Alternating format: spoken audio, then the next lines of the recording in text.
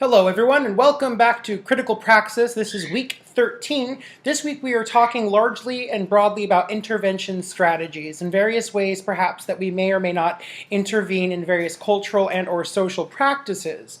Now when I think about this idea, I'm going to turn to, I think, some of the various ways that my relative position of power and privilege function in such a way that I'm able to intervene in certain types of discourse and dialogue.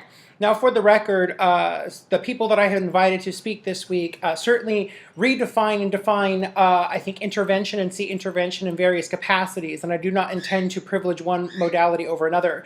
I think that intervention in various ways is very productive and very necessary and very important work. Now, when I think of intervention, I guess the two things that first pop into my mind here include, for instance, being a mixed-race person who passes as white, who has white privilege.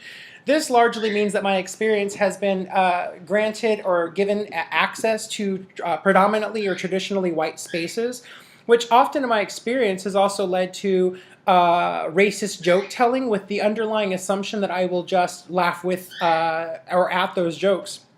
Admittedly so in the past, particularly when I was struggling as a younger person through my own internalized racism, as coming to finally acknowledge and embrace the broken English of some of my family members, of learning to embrace being mixed race, Asian, and white.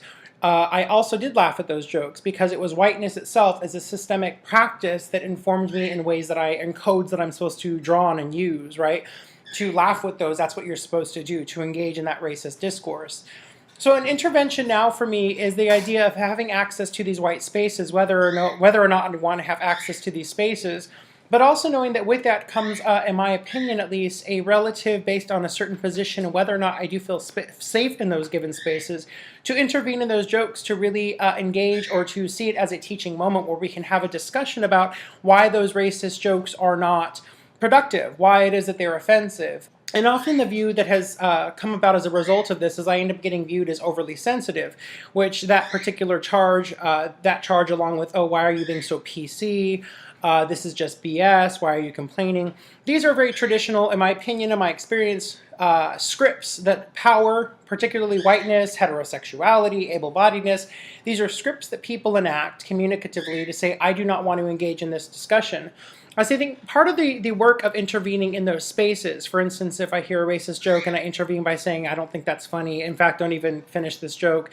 You cannot preface a joke with, I don't mean to be racist, but, and then tell a racist joke, because that is racist. Prefacing that you don't mean that does not mean that it's not racist. I think part of intervention work, intervening in some of these discourses, these dialogues, the communicative acts, is to work with an individual who maybe wants to just call BS on it, right? To really help highlight that that's just an enacted script, a scripted response of resistance that says, I don't want to deal with this.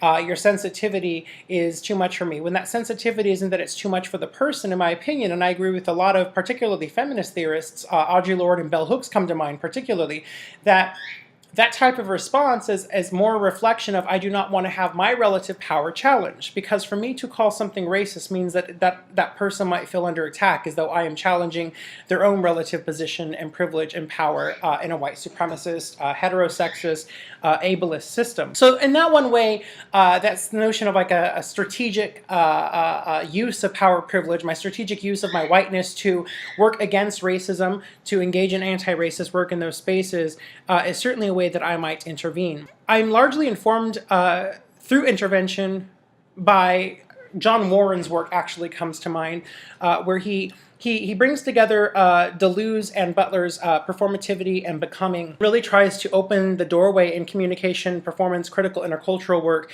to theorize what difference looks like, what it can do, particularly for the body that has already been constituted, which is a long way of really saying that instead of difference being this thing, a set being, difference can be theorized as an ongoing process. That every action that we engage in, every performative act, is always a unique act. And so he turns to various examples in his papers, in his work. And an example, I suppose, that comes to mind is that every single time you maybe hear a racist joke, we cannot think of that racist joke as being the same as the last time we might have heard the same joke, but rather viewing that racist joke as a unique first time actually ever having that joke read or said out loud. The importance of looking at difference this way, or the way that we are constantly doing something new, is that or every act as being a unique act, means that every single act also has the potential to be intervened upon.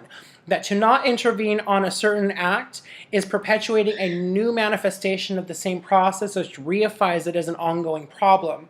And so part of this motivation for me of engaging in intervention work in terms of working against different types of oppression and power is that every single time I do not intervene, I'm allowing it in some way to perpetuate. It's not a matter of wait till the next time, because the next time isn't connected in the same way as like in this like linear line of next time. Rather, the next time is a unique new experience that does not have the same context, sometimes the same players, the same responses as the time before.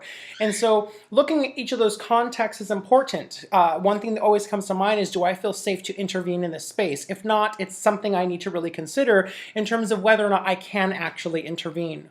That's really where I'm going to end this video this week. I'm interested in hearing through messages, through comments below, Facebook or YouTube, in various ways that maybe you intervene, how intervention has worked or not worked for you, in ways that maybe you can think through intervention in other creative ways. I look forward to the other responses. I'll see you all next week. Peace to you all. Bye-bye.